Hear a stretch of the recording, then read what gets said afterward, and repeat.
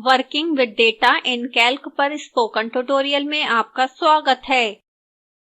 इस ट्यूटोरियल में हम निम्न सीखेंगे: फिल टूल्स का उपयोग करके डेटा को स्वतः भरना, समान स्प्रेडशीट के सभी शीट्स पर समान कंटेंट साझा करना, सेल में डेटा हटाना, डेटा बदलना, डेटा का भाग बदलना।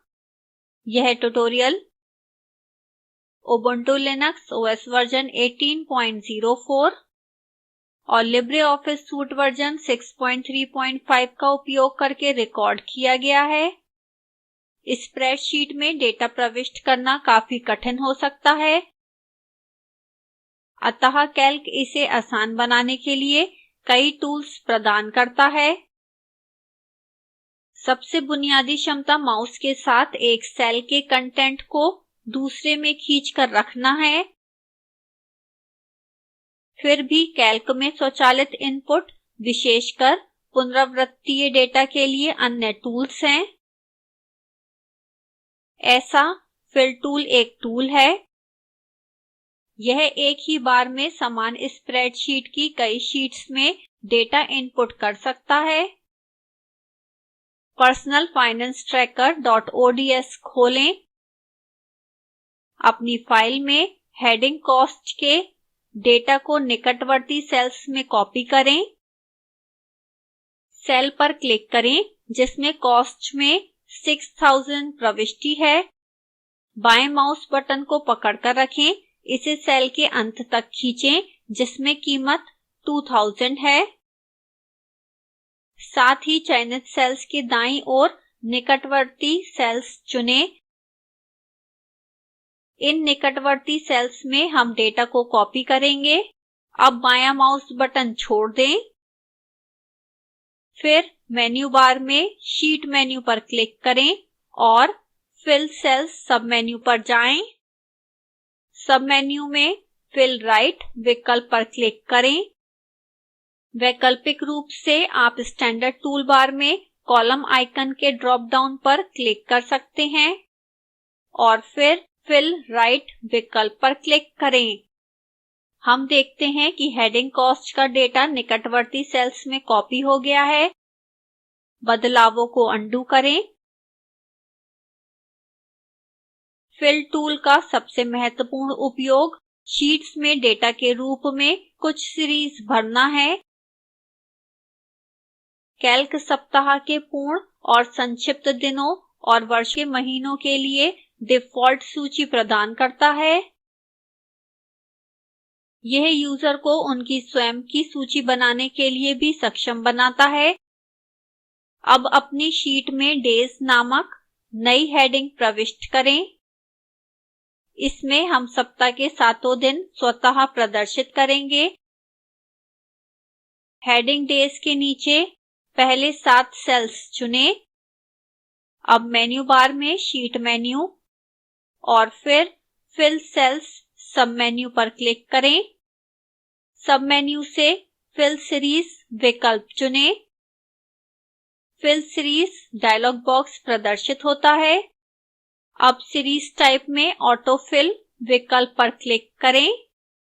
स्टार्ट वैल्यू फील्ड में हम सप्ताह का पहला दिन टाइप करेंगे जो संडे है। इंक्रीमेंट फील्ड में 1 पहले से ही सेट है। अब ओके बटन पर क्लिक करें। हम देखते हैं कि सभी दिन स्वतः सेल्स में प्रदर्शित होते हैं। हम इस पद्धति से केवल कार्य दिवस और महीने प्रविष्ट कर सकते हैं क्योंकि यह कैल्क में पूर्व परिभाषित है। अब मैं क्रमिक डेटा स्वतः भरने के लिए अन्य पद्धति समझाती हूं। दूसरी सेल में संडे टाइप करें और एंटर दबाएं। यह कॉलम में अगली सेल पर फोकस बदलेगा। उस सेल पर जाएं जहां संडे टाइप किया था। हम सेल के निचले दाएं कोने पर एक छोटा काला बॉक्स देखते हैं। माउस से इस बॉक्स पर क्लिक करें। जब तक आप दाईं ओर पर डिस्प्ले बॉक्स में सैटरडे ना देखें तब तक नीचे खींचें। माउस बटन छोड़ दें। सेल्स स्वतः कार्य दिवस से भर जाते हैं। यह पद्धति सभी क्रमिक डेटा के लिए कार्य करती है। इन बदलावों को अन्डू करें। अब हम स्टार्ट, एंड और इंक्रीमेंट मानों को प्रविष्ट करके संख्याओं की एक ऑटोफिल श्रृंखला बनाएंगे। हम पहले सेल्स A2 से A8 तक की सीरियल संख्या डिलीट करेंगे। अब मेन्यू बार में शीट, फिर फिल सेल्स और फिल सीरीज विकल्प पर क्लिक करें। फिल सीरीज डायलॉग बॉक्स में सीरीज टाइप में लीनियर विकल्प पर क्लिक करें। स्टार्ट वैल्यू फील्ड में हम पहली सीरियल संख्या प्रविष्ट करेंगे जो 1 है।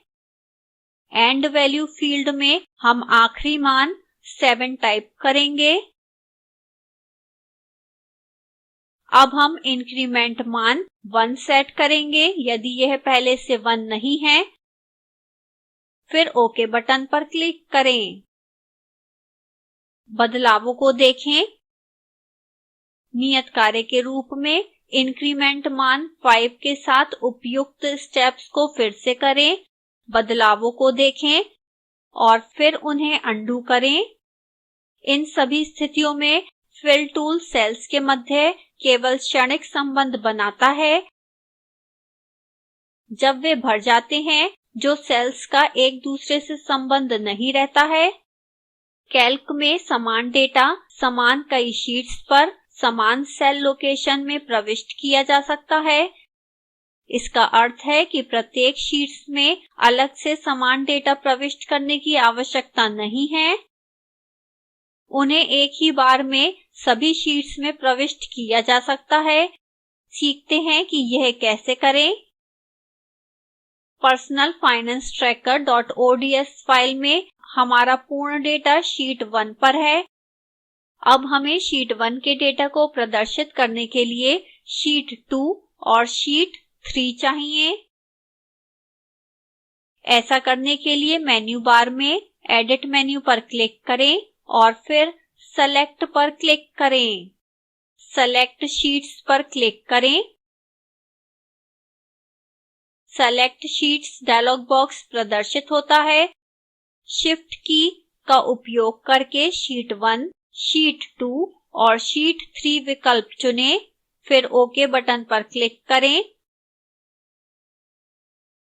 यह हमें वापस शीट 1 पर ले जाता है। अब शीट 1 में कुछ टाइप करें। उदाहरण स्वरूप सेल F12 में मैं टाइप करूंगी this will be displayed on multiple sheets. अब एक के बाद एक शीट 2 और शीट 3 पर क्लिक करें। हम देखते हैं कि प्रत्येक शीट्स में सेल F12 समान डेटा प्रदर्शित करता है। इन बदलावों को अन्डू करें। अब हम सेल्स में डेटा डिलीट और एडिट करने के भिन्न तरीकों के बारे में सीखेंगे। किसी भी मौजूदा सेल फॉर्मेटिंग को हटाए बिना डेटा डिलीट करने के लिए पहले सेल चुनें। सेल का डेटा इनपुट लाइन फील्ड में प्रदर्शित होता है। फिर से इनपुट लाइन पर क्लिक करें। अब कीबोर्ड पर बैकस्पेस की दबाएं। डेटा डिलीट हो गया है। इन बदलावों को अन्डू करें। सेल में डेटा बदलने के लिए सेल चुनें और पुराने डेटा पर टाइप करें। नया डेटा सेल की मूल फॉर्मेटिंग बनाए रखेगा। इन बदलावों को अन्डू करें। हम पूर्ण कंटेंट को हटाए बिना सेल में डेटा के भाग को भी बदल सकते हैं। ऐसा करने के लिए सेल पर डबल क्लिक करें। फिर इस पर डबल क्लिक करके रेंट शब्द चुनें। अब एक्सपेंसेस टाइप करें और एंटर दबाएं।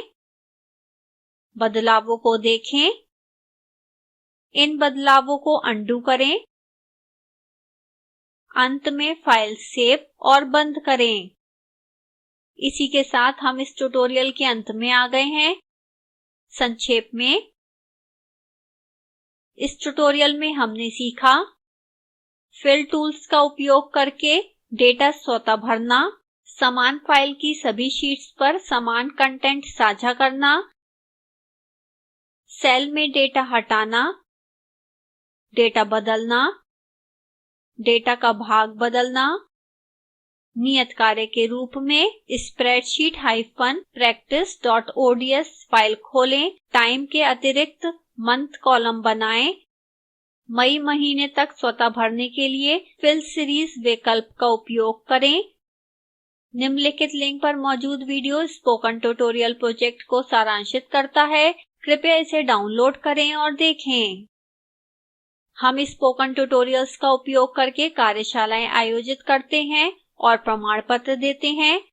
अधिक जानकारी के लिए कृपया हमें लिखें। कृपया अपनी समयबद्ध क्वेरी को इस फोरम में पोस्ट करें। Spoken tutorial project MHRD Bharat सरकार द्वारा वित्त पोषित है।